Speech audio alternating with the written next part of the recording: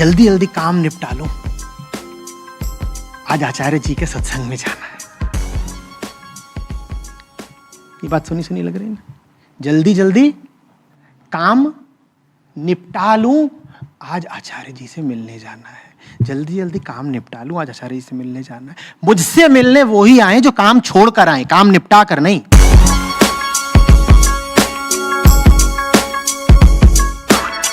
निपटाते तो इसीलिए हो ना क्योंकि वो काम बहुत जरूरी लगता है। जरूरी लगता है तो वही करो, मेरे पास क्यों आ रहे हो?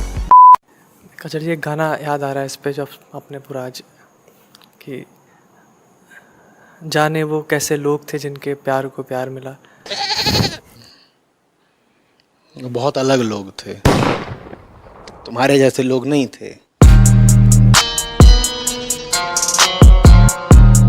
तुम्हारे जैसे लोग नहीं थे। ये बड़ा रूमानी सपना रहता है कि हम सन्यासी हो जाएंगे और जैसे बुद्ध के चेले थे बोलेंगे भिक्षाम देहि, और द्वार से सुंदरी प्रकट होगी पात्र लेकर के दाल चावल और हमारी अंजलि में डाल देगी और हम बिल्कुल नयन नीचे करे मुक्त पुरुष की तरह खड़े रहेंगे।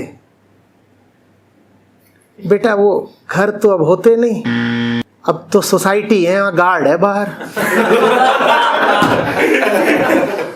वहां बोलोगे भिक्षाम देहि, बहुत मारेगा।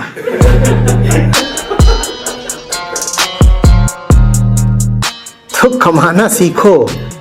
शकुनी भी बहुत बड़ा मोटिवेटर था। आजकल के ज्यादातर मोटिवेशनल स्पीकर शकुनी जैसे ही हैं कि दुर्योधन से पूछा भी नहीं जा रहा है कि दुर्योधन तू ये सब जो करना चाहता है, पाना चाहता है, क्यों पाना चाहता है। शकुनी भी दुर्योधन को यही बोलता होगा, लगे रहो भांजे, इस बार तो पाके छोड़ेंगे। युवराज, यदि आज्ञा हो तो महाराज का रथ जीत लूं। आज्ञा है। तुम भी जीत सकते हो, यू टू कैन विन। डर के आगे जीत है। कृष्ण ऐसी कोई बात नहीं बोलते। हाँ, शकुनी जरूर बोलता रहा होगा। इसीलिए शकुनी ने जो बोला उसका कोई नामो निशान नहीं बचा है। कोई शकुनी गीता भी है क्या? कहीं पढ़ते हो कि ये अद्वितीय ग्रंथ महात्मा शकुनी द्वारा भक्त दुर्योधन को दी गई अभिप्रेरणा से अभिभूत श्लोकों का दैवीय संग्रह है? ऐसी कोई गीता पढ़ी है? शकुनी गीता। तो कुल मिला जो ला करके 99.9% जो संतानें पैदा हो रही हैं वो ऐसे ही पैदा हो रही हैं। कोई नहीं जानता वो क्यों पैदा हो रही हैं, और फिर जब वो बड़ी हो जाती हैं तो वो भी पूछती हैं हम क्यों पैदा हुए। जवाब देने वाला कोई मिलता ही नहीं। मेरी तकलीफ ये है कि फिर वो मुझसे आगे पूछते हैं कि हम हैं क्यों, हु एम आई। मैं कहता हूं जब तुझे नहीं पता, तेरे अम्मा बापू को नहीं पता, तो पहले उनसे तो पूछ।